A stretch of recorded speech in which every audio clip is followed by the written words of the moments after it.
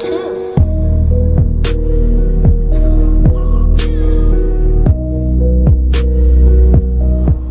Oh boy, PJ Soy Boy Watson has something to say about Childish Gambino's This Is America. I can't wait to hear how he'll spin it around with him being the victim. It's crazy, but here's my number, so call me maybe. This is America. Why am I analysing This Is America by Childish Gambino? Because millions upon millions of people have blithely swallowed the social justice narrative that it promotes. No, for some, it's a real depiction of how they experience the world. But let's bring the trigger word of social justice into the conversation so that you can rile up your audience. I wonder if when black people were getting lynched, if people just tried to silence their criticism by screaming social justice. They're calling it overnight cultural phenomenon. This video is basically the antidote to everything Kanye has been saying for the past few weeks. Now, first off, I'm not questioning the talents of either Donald Glover or the choreography for this video, which are both obviously substantial. I am questioning the phony, race-baiting, divisive narrative that the video seeks to elevate. So Donald Glover, Childish Gambino, is essentially playing the role of America. What? And this is how I know you don't understand the video. If you think Glover is playing the role of America, then you might as well stop this video now. But then again, you could be right, because Childish Gambino actually won't give any context about the video at all. It's for the people, you know. Like, is the idea that a lot of what we're seeing in the video is open for interpretation?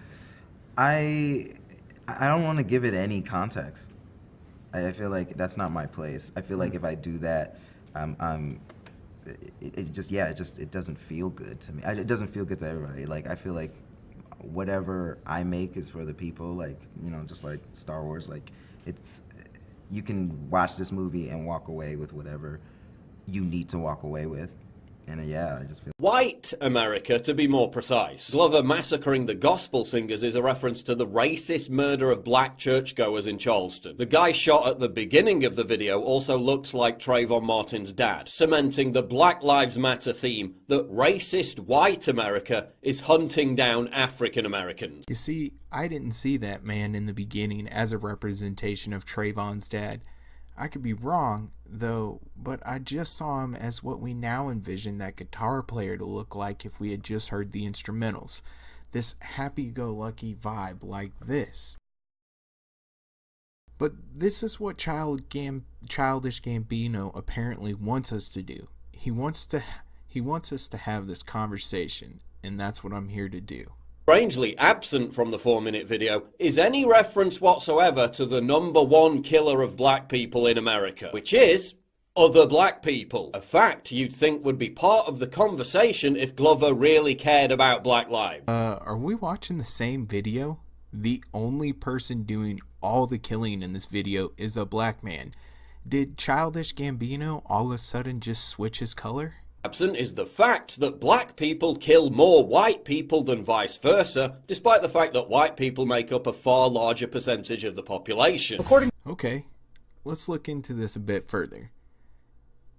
When we looked at the data for hate crime statistics reported to the FBI from 2012 to 2016, and guess what? The majority of hate crimes committed are anti-black.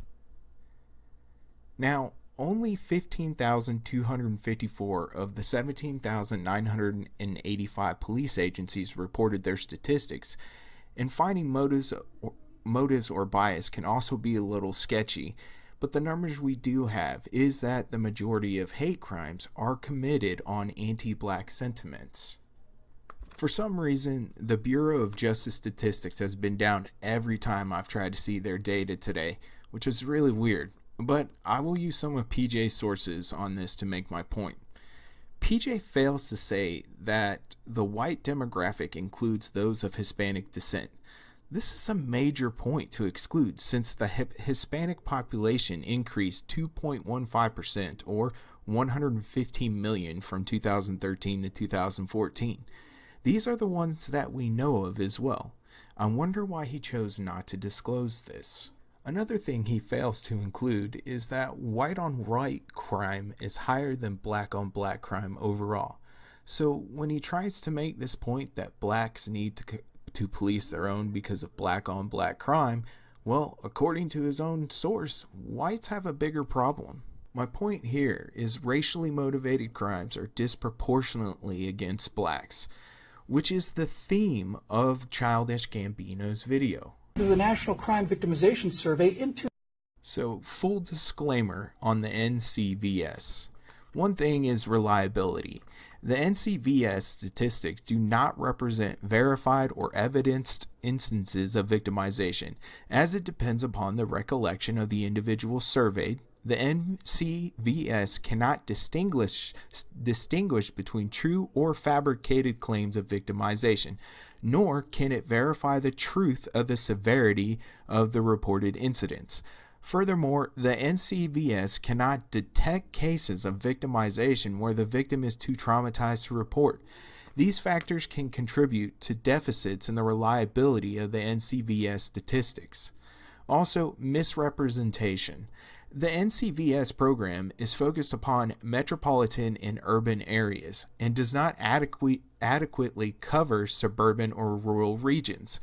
This can lead to misrepresentations regarding the nature and extent of victimization in the United States. 2010, 62,593 blacks were the victims of white violence.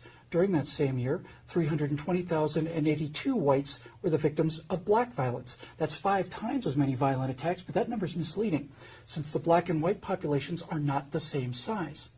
When 38 million black Americans commit 5 times as many violent crimes on 197 million whites as they receive, what you discover is that black perpetrators violently assault white victims 25 times more frequently. And when it comes to a specific kind of violent crime, aggravated assault, the number of black on white crimes is 200 times higher than white. No, what you see is that when you focus on surveying metropolitan and urban areas, where mass amounts of people are confirmed to smaller spaces, living more closely to each other, that an increase in crime will have proportionate correlation. Yeah, more people living next to each other increases the chance of crime happening. On black crimes. Running through the lyrics and the entire video is the theme of Glover and the dancers serving as a distraction from the chaos going on behind them, which is supposed to be an allegory of how entertainment distracts from social justice, racism, and identity politics. Man, you were so close to making a valid point and then you had to throw your political agenda in there. How about it serves as a distraction from important events and the ills of society, period? In the broader sense of the word, that is what entertainment does. You don't know who Glover is talking to, though. If he's talking to whites, it seems he's creating the idea of expectation of black people in society with dancing, smiling, and dramatic movements, like blackface. That while they are expected to act this way, what is happening in the background is the reality of their situation in America. Or you can see it as I'm talking to black Americans, as pointing out the absurdity of the rap culture, creating a new dance move every month that distracts them from spending time and energy in their communities. See how I took 2 different perspectives without trigger words like PJ does? This first bridge talks about how entertainment media is serving as a distraction from bigger issues at hand. What are you talking about? The entertainment industry is now wall-to-wall social justice, racism, and identity politics. You can't get through a late-night comedy monologue, an NFL national anthem, or an awards show speech without being bombarded with social justice, racism, and identity politics. This very video has handed the entertainment industry and the media yet another opportunity to endlessly talk about social justice, racism, and identity politics. Seems to me, if all of this wasn't happening on the scale you hype it up as, you wouldn't have a job then, Paul. Mainstream America doesn't distract from discussions about racism and social justice. it amplifies them at every available opportunity. One of the dance moves Glover performs is the South African Gwara Gwara, to draw a parallel between the racist oppression of black people in South Africa and racism in America, which is pretty ironic given that racist oppression currently taking place in South Africa is overwhelmingly directed towards white people. The South African Parliament has voted in favour of new legislation that could see land from white farmers seized. He has said that he's not calling for the slaughter of white people, at least not yet. In recent years, there has been a spike in the killing of farmers in South Africa. So Paul throws this in there to stir up emotions with identity politics. What he fails to do is provide the context in which this is going on. Is South Africa looking at taking away from white landowners? Yeah. Why? Because of the long history of dispossession of indigenous populations by white settlers. The country is trying to find a solution to fix the wealth inequality problem in its country. White people own 70% of the land in South Africa. Land is wealth and generates wealth. Whites also make up 8% of the total population in South Africa in 2017. So 8% of the population owns 70% of the land. That is a problem. I don't know the solution, but this is the context of that situation. It's not just a racial thing, but an economic one as well. Being attentively taken care of with a red cloth represents how Republicans care more about guns than lives. Yeah, guns are taken better care than the victims of gun violence in these particular situations. Given that defensive gun uses by victims are more common than gun uses by violent criminals, according to the CDC's own figures. Okay, Glover's not pointing out general uses of guns in America. He's specifically pointing out innocent lives being taken, period. What do your statistics have to do with that? Strawman anyone? Firearms violence has also been plummeting for the last 20 years, even as gun ownership soared. Another straw man to the argument Gambino is making about innocent people being victims. Gambino says, This is Sally. That's a tool. Yeah. Selly could mean cell block, a commonly used tool to unjustly keep blacks in a cycle of incarceration. Yeah. 50% homicide rate, 13% population rate. Glover also poses and pulls facial expressions like a caricature of Jim Crow. Jim Crow laws were racial segregation laws enacted by Democrats. Oh my God. When one shows their ignorance on the complexity of American political history, I just can't even respond to this. Candace Owens points out virtually no one complaining about Jim Crow laws today even lived through the Jim Crow era. Victim mentality is not cool. I don't know why people like being oppressed. It's the weirdest thing I've ever heard. I love oppression. We're oppressed. 400 years of slavery, Jim Crow, which, by the way, none of you guys lived through. Your grandparents did, and it's embarrassing that you utilize their history. You're not living through anything right now. You're overly privileged Americans. Yes, I love this common talking point by the right. Look, at least you're not working in factories as a 12-year-old. Get over it. What does that have to do with anything? Can we not continually progress? Just because we no longer have chains and shackles doesn't mean we stop fighting policies that are bad. Just because we've reached some sort of milestone doesn't mean we shouldn't keep going. So what if no one lived through the Jim Crow era? You don't necessarily need personal experience to know what those laws are. So do I need to have been gassed in order to understand the Holocaust?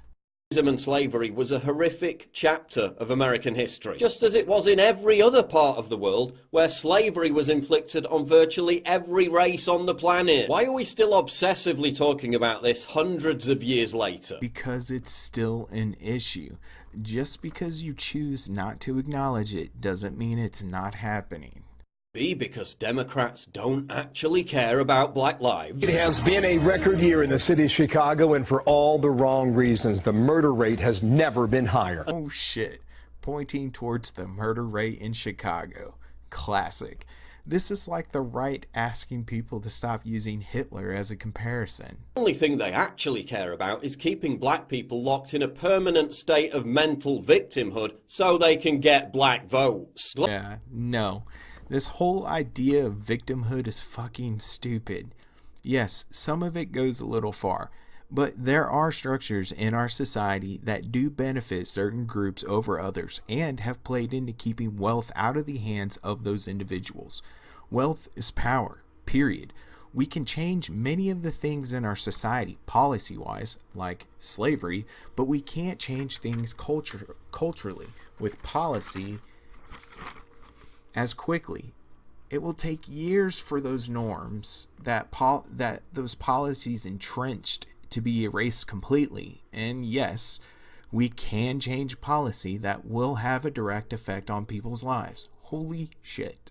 So when a policy negatively affects someone, don't you think we should at least take a look at it? To escape and run from America, which is... No one knows what the end of the video means. No one knows who he is running from or who Glover represents.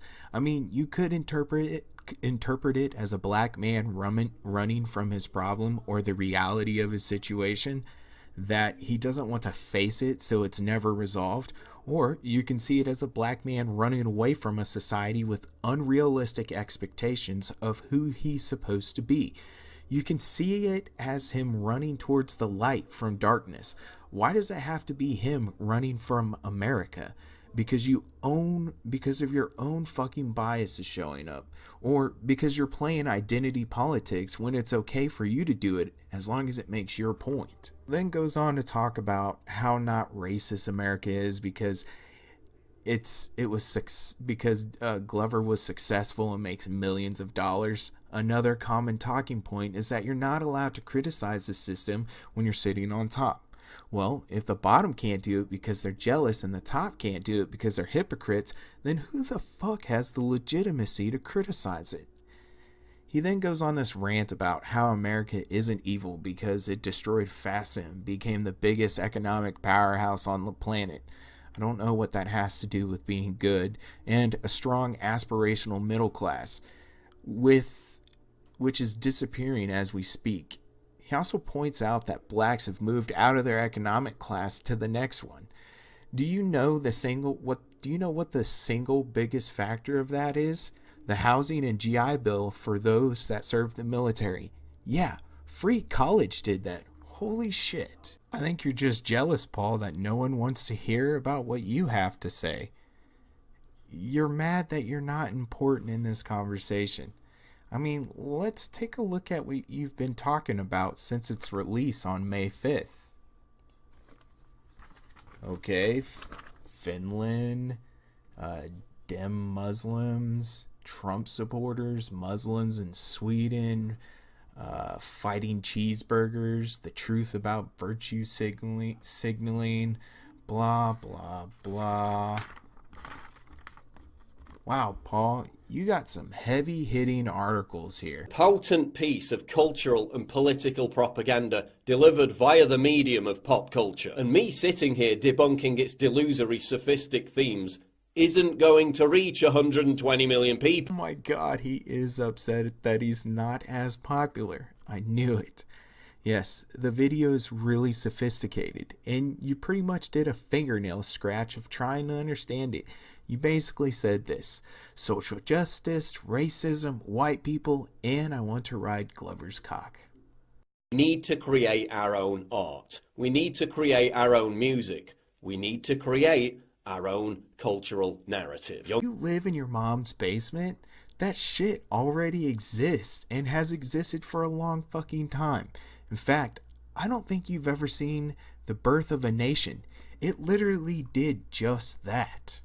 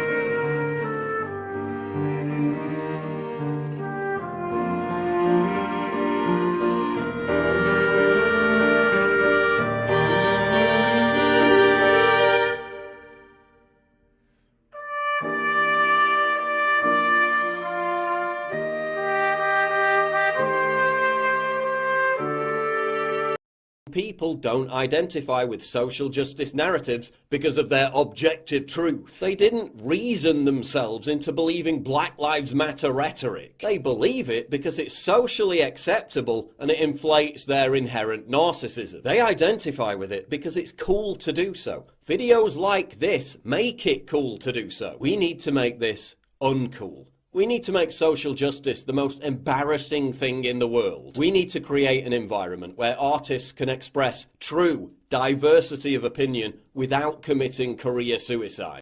Artists don't have diversity of opinion now? What the fuck? Who is silencing all these other artists? Paul, just come out and say it. You wish you were cool. And you're trying to change the structures of society so that you are. So, we need to define what America is. Who is we? Are you openly advocating for silencing other people's opinion then? You know, PJ, take some more of those supplements you sell and get back to me when your T levels match the number of the times you cry about not being cool enough.